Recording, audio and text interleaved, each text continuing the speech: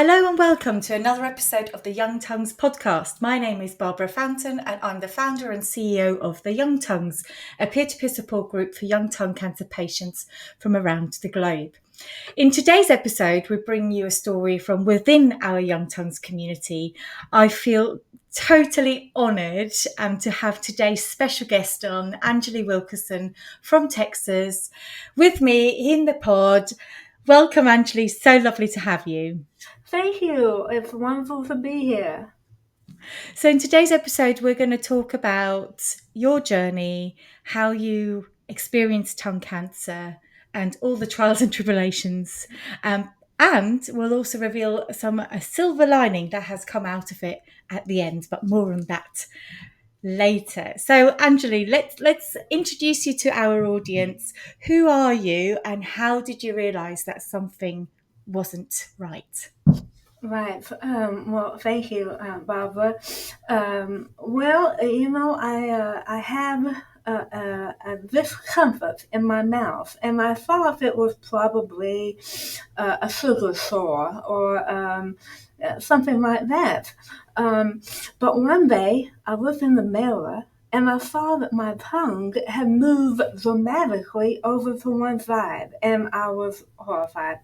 And so I spoke with my doctor, and she sent me to an ear, nose, and throat person. And I was sitting there, and he said, "We need to take a biopsy." I'm like, "Oh my God." And right then, the panic and the fear and the pain of the biopsy. And he said, "But I really believe that it's cancer." And he said all of that in one setting. And he was very matter of fact about it, and I was in shock and upset. And I thought, well, how am I going to tell this to my loved one? But then I thought, well, he's wrong. He's wrong. We'll see what the biopsy says. But sure enough, it was tongue cancer, and I was shocked because I hardly ever drink. I don't smoke. I don't have the HPV virus. I don't have any of the indicators that are normal or rather mainstream recognized. And that was about 3 years ago come August. And the time it took me to get in and get the surgery, I lost about a month. And that month is probably why most of my tongue is now gone. And when I say most of it, fortunately, I still have a very back tongue, and I have a tiny sliver on the side that I fought for. I had to really fight for that because everybody said, "No, you just need to cover it all out. We need to be safe." And I said, well, quality of life is important, and I know that I need it. And fortunately, I have a really wonderful surgeon and a reconstruction surgeon that respected what I had to say. And they didn't go in there and say, well, I know what's best for her and cut it all off. And I'm so grateful that that didn't happen, because now with practice 3 years later, I eat, I speak, I move my tongue. All of this I could not do, and nobody thought that I really would be able to. That's incredible. I mean, I didn't even know that you had, well, I guess they wanted to do a total glossectomy and I ended up doing a radical glossectomy, and your speech is so clear. So, wow, that's incredible. So what impact, so you had the surgery. What other treatments did you have? Well, I'm kind of reserved about telling this because I do respect what a difficult choice it is and how hard it is to make these decisions. But they told me that if I did chemo and radiation, I would have only a 40% chance of it not coming back. And I thought about that, and I said, 40%, those odds are not very good, and I know the consequences of the traditional treatment. So with a 40% chance, you know what? I'm going to do it my way. So I calmly said, no, I'm not going to do your treatments. And they told me, you will die. And I had to take a moment and say, I know you have my best interest at heart. I know you're looking at the statistics. I respect it. I respect you.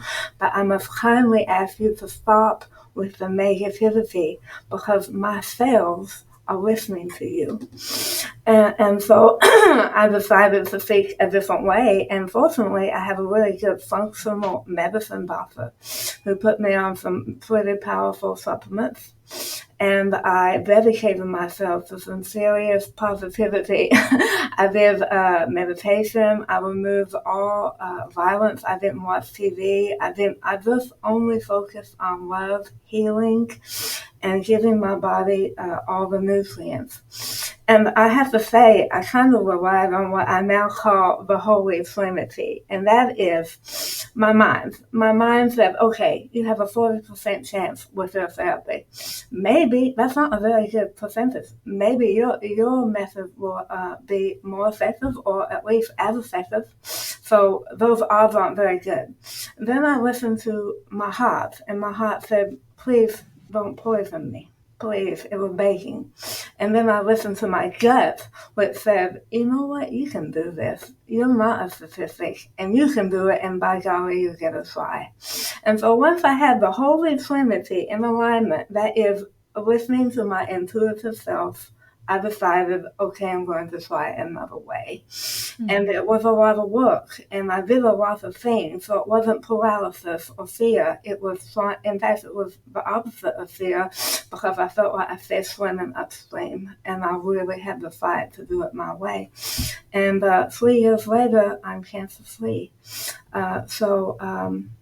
Like I said, that's a little hard to say because everybody has a different story, and it's a complicated response to how one treats it. But and I just have to come back on that as well. That obviously, from a charity perspective, we always say you have to, go on medical advice. So on this occasion, you decided not to go down the traditional route and take that, which, I mean, all fingers crossed and touching all wood, that's the right decision for you to make.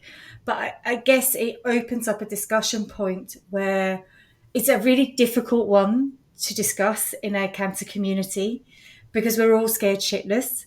And also I don't know how about you, but as soon as I had cancer, I was being bombarded with all sorts of, try these berries and this and that. But at the same time, we're all making decisions about our body. So I'm treading a really fine balance here, because as a charity and as someone who has represents a big community, and also as someone who has seen, unfortunately, many people who haven't taken that 40%, not making it.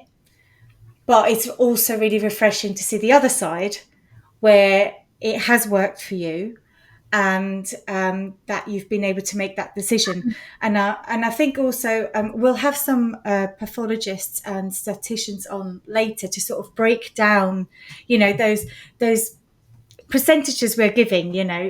Stage 4, you have a 5-year survival rate of X%.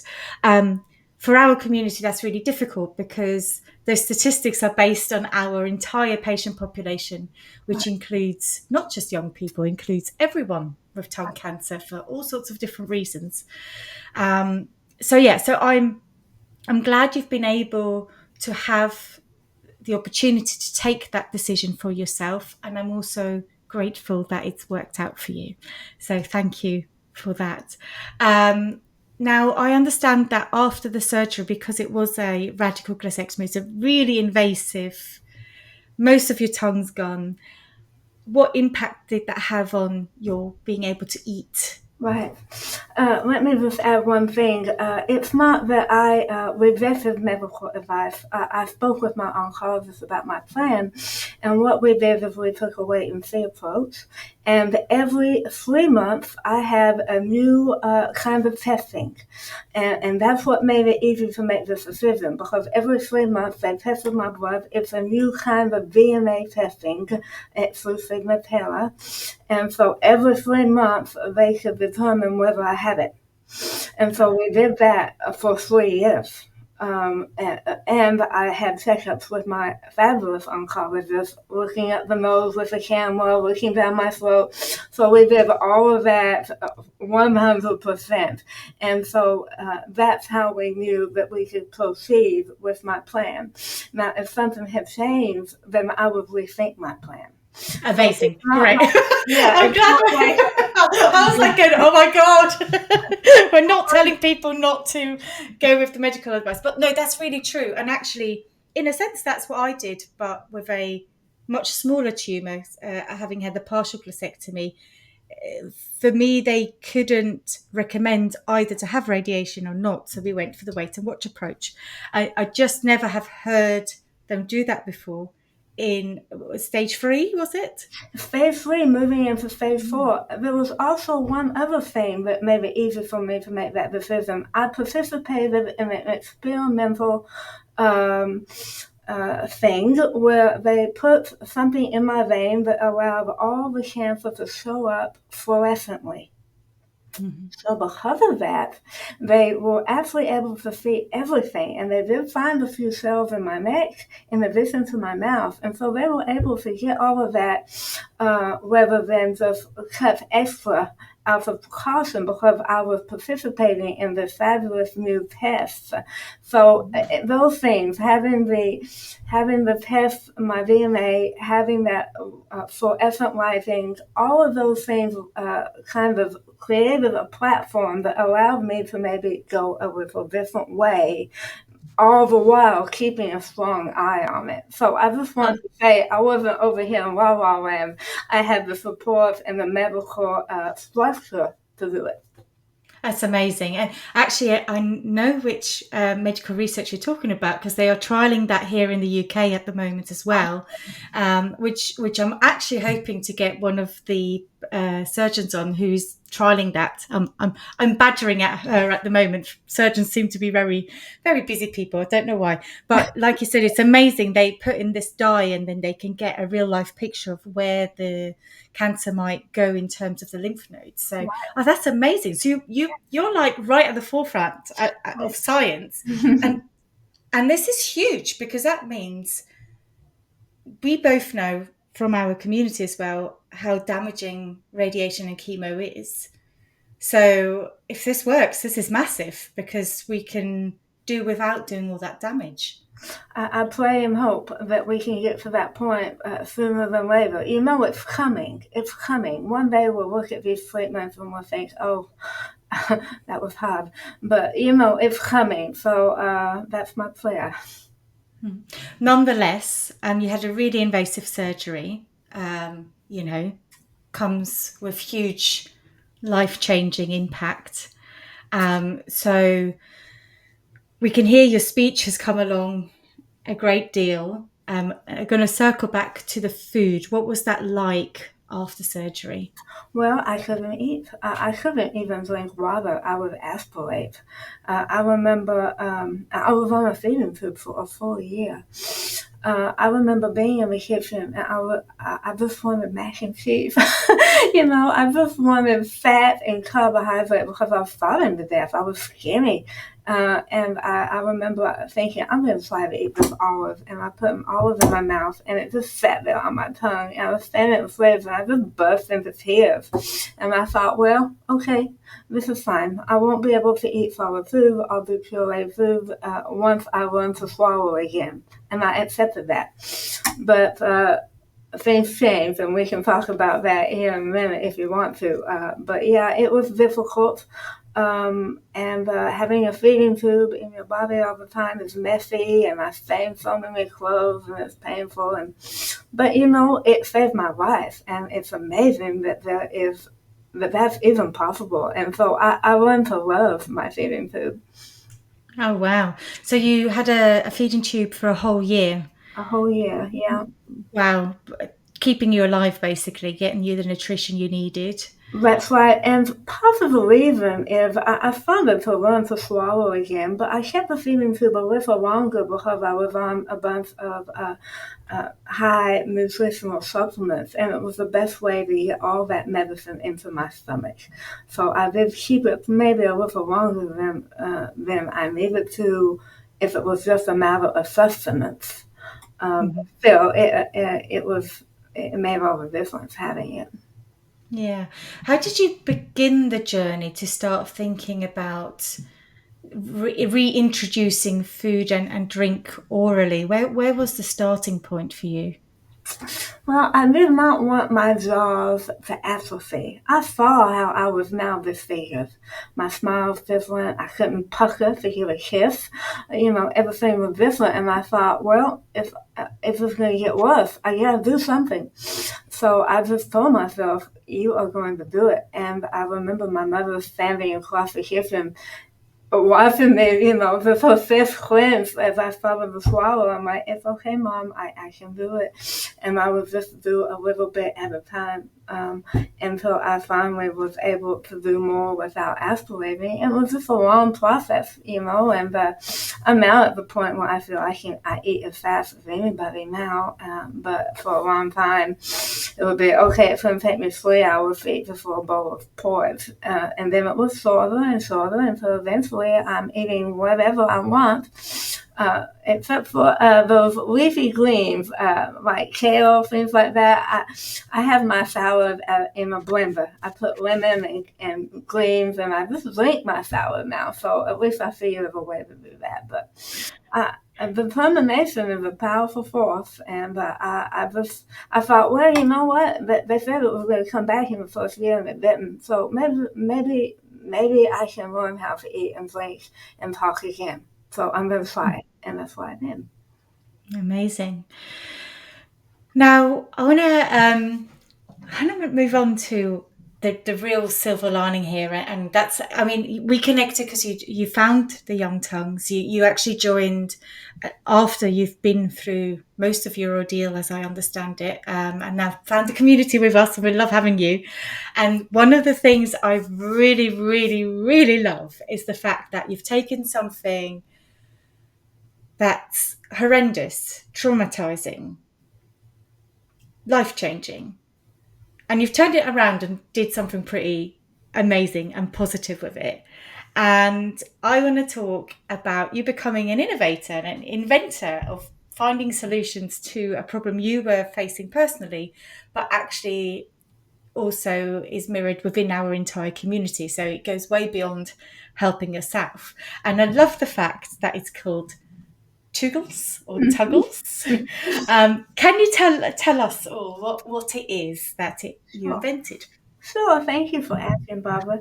It's called TOUGLES. You said it right. It's a play on the word tongue tools. When I was learning to eat again, I was using my finger. And then I started looking for devices all online. I looked everywhere. I spent a long time searching for the right tool. Basically, what happens, as many of you know, is that the food just sits there on your tongue. You can chew if your teeth haven't been destroyed, but I could still chew and I could still swallow. But I couldn't move the food off my tongue. So I needed a device that would move it towards my teeth so that I could chew it and towards the back of my tongue. And also to scrape it out between the crevices of my mouth and again move it towards my teeth to chew and swallow. And I looked for all kinds of things. I bought a bunch of stuff. I tried different things and nothing could work. So I said, this is ridiculous. I'm not going to use my finger anymore. It's wet, it's dirty, it's gross. So I invented a device that has two ends. One is a bit flat and the other one is more concave, depending on the quality of the food, the texture of the food. And basically you hold it in your hand and you use it to move food out of the crevices of your mouth onto your tongue and towards your teeth so that you can chew it and swallow.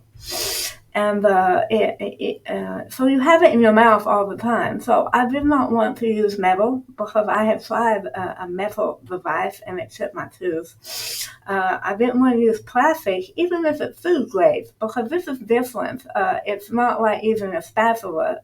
It's having it in your mouth every day 4 times a day for the rest of your life. So I decided to use a natural wood, and I don't have any investors. I don't have a lot of money. So I found this wonderful man, Neil, at the farmer's market, who is a tool craftsman. And I gave him my design, and together he was able to bring that vision to life. And so I have it here. I don't know if this is just an audio recording, but I can put it in front of the camera. Yes, so anyone listening on Spotify, you can go over to YouTube and have a look at the device on there, but we'll also put some links into the captions as well.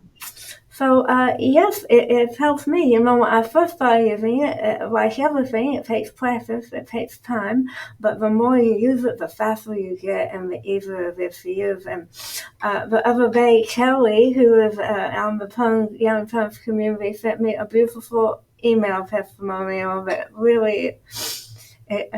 It really, I'm sorry, but it really helped her, along with her prosthesis, to eat again. And now she is off of her feeding tube, and she's eating food, and she's the first person that bought it. So I feel very warm for Kelly, and I'm so glad that it has helped her. And I would love for it to be out there more widely known so that other people can use it, because I sincerely believe the reason I speak as well as I do and eat as well as I do is because of the tool. The more you eat, the more your tongue starts to move, and the more your tongue starts to move, the more you can speak. So it all comes down to eating. If you can eat, everything starts moving again. You're chewing, your tongue's moving. And my tongue it's tethered to the bottom of my mouth, and it used to not move at all.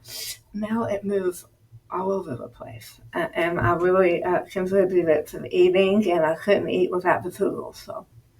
That's amazing. And actually, speaking of Kelly, her speech has dramatically improved. When we see her on our virtual meetups, you really see every month there's another huge improvement. So do you have the tool on you? Shall we just show it into the camera? Yeah. So here it is. It has 2 different ends. But I have a new one now that I'm so excited about that I haven't put on the website, where it comes apart. So that if you go out to eat, and I'm making bags. I have a friend in the Czech Republic who's an artist who's making me some little bags. So you can put it in a bag and just put it in your back pocket, and nobody sees it. It's conspicuous. So this is the new one, and it comes in different colors, but I haven't put it on the website yet. Oh, that's amazing. And I love the fact that it looks like chopsticks in a sense. It actually looks like an eating tool. It doesn't look alien. It doesn't look like a prosthetic or anything like that, but it's really, wow, that's really elegant design. I love that. Thank you. Yeah, the chopstick was my inspiration. Once I moved from my finger, then I tried the chopstick. But the end of the chopstick is very pointy, and I kind of injured myself a few times. So this is rounded at the top and very soft and sanded, and it's long enough so that you can flip it without your hand getting wet. So depending on which one you want to use, you can just flip it, and you have options. I love that. I love how you are your own guinea pig, and you've injured yourself, no more injuries, and the way you just like flick that around in your hand is brilliant. I love it. It's fantastic. Yeah. So take us through the journey, because you worked with your friend who created the tool. Now you've got a friend doing bags for you. You've got a website that you've just mentioned. So what have you learned by creating this tool and wanting to share it with the world? How what's the process of becoming an innovator in that sort of sense? Oh, well, gosh, I've spent so much time, building the building the website, and then giving a trademark, naming it tools. I've submitted a provisional patent for it, so it's a lot of work. But it was worth it. It was worth it if I can help anybody, because my life is so different because of it, then it's all worth it. So a lot of work, but very rewarding, and I enjoy a challenge, so I was up for it. Oh, amazing. Thank you so much. No, thank you so much, Angilee. It's you know, it's I know because we're in the same boat in the sense that something happens to you and you try and find a solution and then you just go out and do it and everyone, I when people say thank you to me, I don't really know how to react. I'm just like, oh, don't worry. I just wanted to meet other people. It's Right. completely for my self service. But I really appreciating you sharing your knowledge and experience.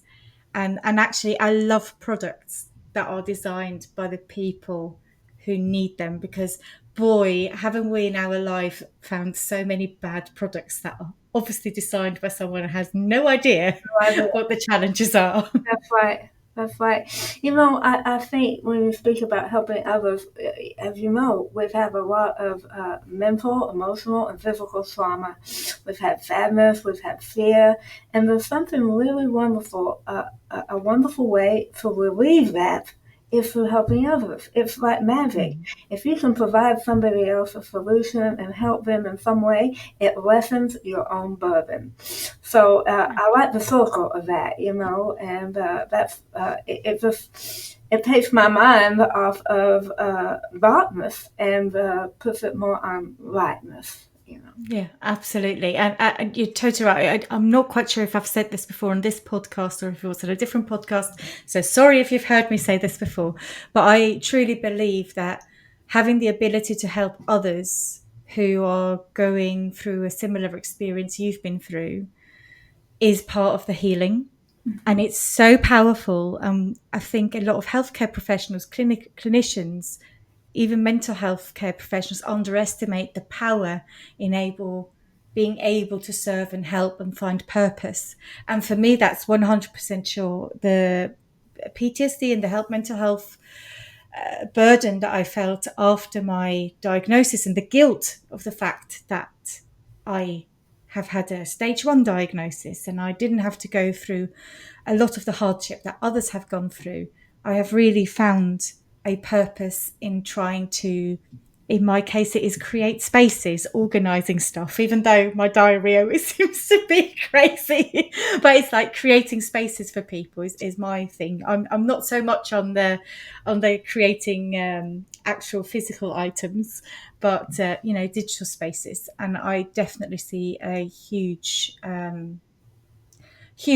impact on everyone within our community who get to answer questions for those who are newly diagnosed. That one of which, is you. I see you contributing to the Young Tongues so much with so much heart and so much love.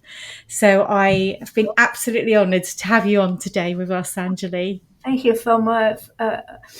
You mentioned guilt because maybe you were not a higher stage. Well, I know what you mean because I kind of feel that way when I read the stories about people that are suffering through chemo and radiation. My best friend, my very best friend, had died about 7 months of right before I got cancer. So it was a double whammy. She actually died of COVID, but her immunity was destroyed from chemo and radiation, and so I saw her go through that. And then I read everything on the Young Tongue. So I know what you mean about feeling that guilt. So if I can provide something to help people, then it does help with that, even though it's unfounded. It's silly that we feel that way, but it's the complicated human existence, right? Absolutely. Angilee, on behalf of the community, thank you so much for sharing your story with us today. From your diagnosis with stage 3 tongue cancer in 2021 to recalling, your experience and making those difficult decisions, then being tube fed for a year and rallying of coming back and making yourself a promise to learn to eat again, to now having created a tool that will help the entire community in rehabilitating not just how to eat, but also to improve their speech along with it. So thank you so much for coming on today and sharing that with us. And also want to thank our listeners. Thank you for your support and engaging with us and being here for this crazy ride. Don't forget to follow us on our social media channels at Young Tongues Global. If you would like to recommend someone to come on the podcast, have any questions, or maybe would like to even come and tell your story yourself, you can contact us via email on podcast@youngtonguesglobal.com. Thank you so much again, Angilee. Thank you everyone for listening. Have a fabulous evening. Bye. Bye-bye.